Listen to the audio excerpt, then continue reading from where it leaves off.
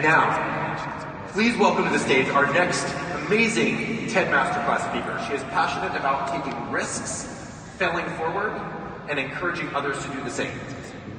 Please welcome the Director of Technology and Information Services at Wheeling School District outside of Chicago, Alicia Duell.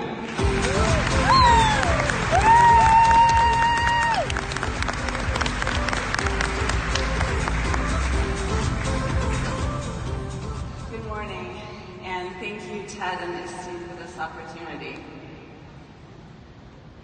When I first got the email, I was super relieved and excited.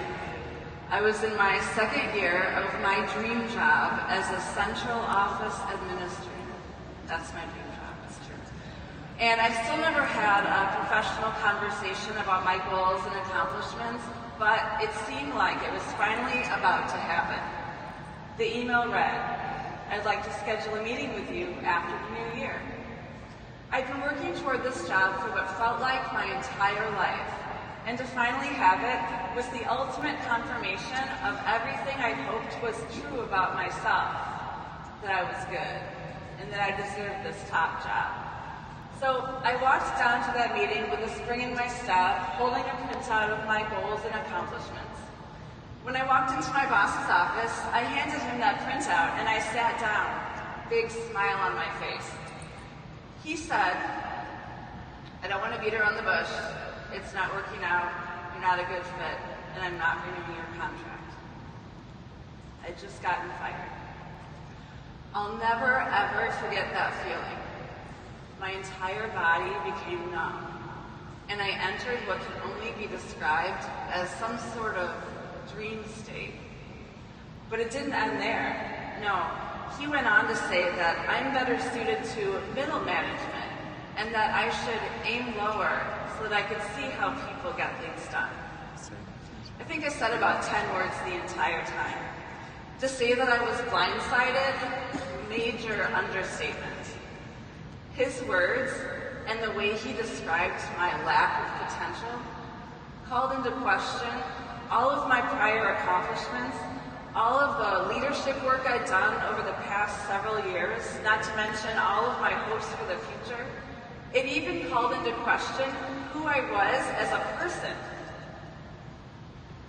Now, this is not the kind of information that most people would go shouting from the rooftops, but I feel like it's important to share because in education, we're not taught how to deal with failure. And because of this, we're not setting our students, teachers, and administrators up for success. Many fields embrace failure, but not us. I once did an activity with a group of educators, and the entire room full of teachers provided example after example of ways in which their schools and districts were failure averse. So what do we do? Well, after I was fired, I craved other stories of failure. I mainly watched TED Talks and YouTube videos. So these are some of my old standbys. We've got J.K. Rowling's 2008 Harvard commencement address, Elizabeth Gilbert TED Talk, Nick Foles talking about failure just after having won the Super Bowl, Will Smith, and then an amazing Procter & Gamble commercial from the Olympics a few years ago. I'm telling you, I was desperate. I also read articles and listened to podcasts. But perhaps most powerful for me was hearing the story of a successful older friend's very similar experience of professional failure. He was a retired superintendent, and in my eyes, had achieved the pinnacle of success as an educator. He was well respected, had achieved some amazing things in his district, and yet what I didn't know is that he had been fired from an earlier superintendency job. He too had been devastated and questioned his entire career. And yet, fast forward several years later, and he was retiring to great accolades. Him sharing this story with me made me pause, for he had given me hope. One benefit I've learned about sharing failure is that it becomes a way of providing hope to others and reminding them that failure is part of the shared human experience. after my firing, I decided to put together a talk on failure. And so as part of that talk, I reached out to friends and family who I considered to be successful and asked them to share their stories of failure with me. Now, two of the friends who I asked are probably my most conventionally successful friends. They make a lot of money at high-profile jobs in downtown Chicago. And yet, strikingly, they both responded that they had never failed at anything. Thanks, that was helpful. But I found this to be particularly devastating because it seemed to uphold the narrative that total success is indeed possible for some people. What was wrong with me then? Of the responses I received, the ones that provided a light in the darkness were those from friends and family who were able to share their stories with me. So they recorded those stories on this flip grid. I've got a couple of Ironman finishers in there. My friend Michael works for Microsoft as an Xbox marketer. My sister-in-law Danielle is a successful psychiatrist. My brother Ross is a college professor. My mom is even in there, retired pharmacist. Thanks, Mom. These people provided me with hope. Discussing failure authentically is especially important for kids because young people without a lot of life experiences are especially vulnerable to feelings of shame and inadequacy when they fail. And some of the most inspirational examples of creative ways in which people are trying to help kids come from high schools and universities. At New Trier High School, a high-performing school in the wealthy northern suburbs of Chicago, 16-year-old Alex Rubenstein created a mural of mistakes. This permanent art installation features anonymous admissions of mistakes and failure, written on blackboard paint to symbolize the possibility of erasing life's disappointments and forging new paths.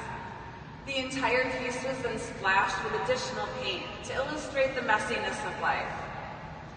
Along the same lines, several prominent universities, including Princeton, Smith, Penn, and Harvard, have designed programs highlighting and facilitating the sharing of failure stories.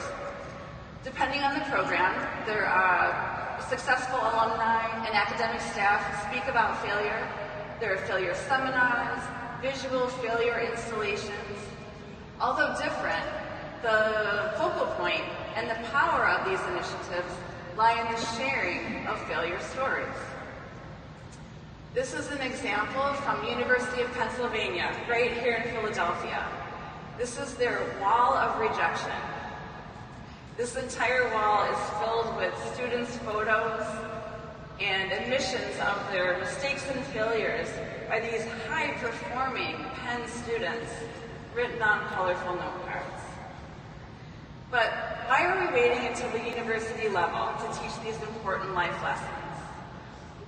Understanding that failure is part of the shared human experience and that talking about it actually makes it better is information that all students, teachers, and administrators need to have right now.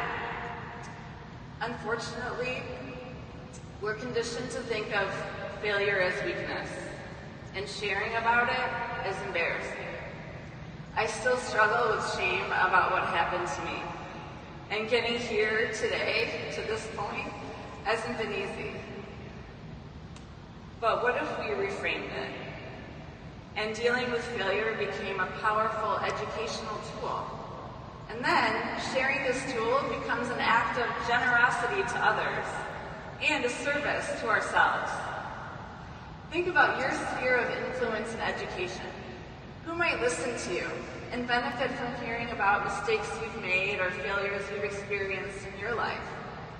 What power might lie in becoming more honest, brave, humble, and in learning life lessons through sharing our failures? We should be modeling these qualities for our students and staff and showing them through our own example that it's okay to fail. But how do you get started? Who's your first audience? Try finding someone you know will be supportive, but maybe who doesn't know your story.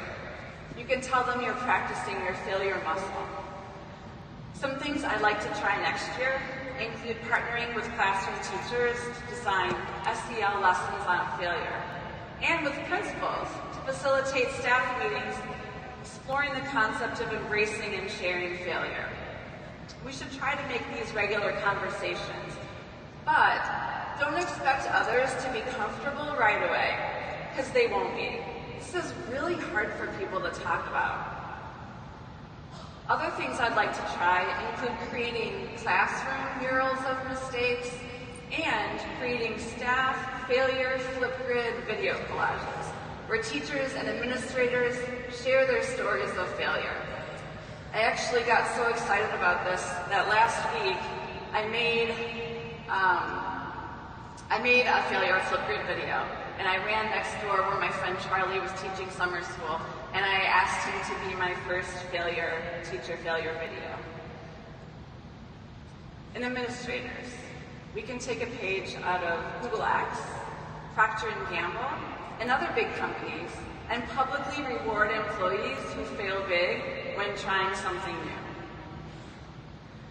I know that education is high stakes, but so is preparing our students for this inevitable shared human experience. The end of my story isn't yet written. I've gone on to a new job that I love, but I know that I'm vulnerable and that I might fail again. In fact, I know that I will fail again. Hopefully not in such a monumental, life-altering way, but I will fail again. And you can bet that I'll be shouting it from the rooftops. You're welcome. Thank you.